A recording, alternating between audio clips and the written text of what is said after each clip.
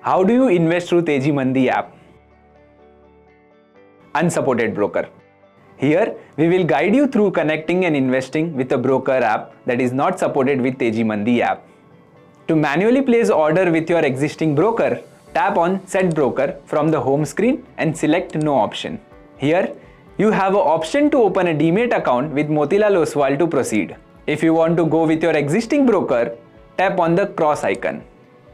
Here, you will see the list of the broker supported by Teji Mandi app.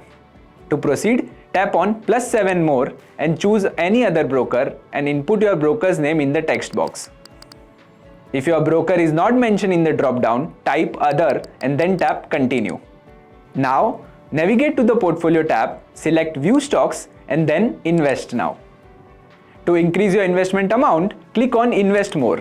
Enter the desired amount and then tap Update. Once the amount is confirmed, manually place order for the listed stock with suggested quantity from your broker's platform. Come back to the Teji Mandi app and manually update the quantity and the buying price for each stock by clicking on Change Price, entering the price executed at broker's platform and clicking on Update Price.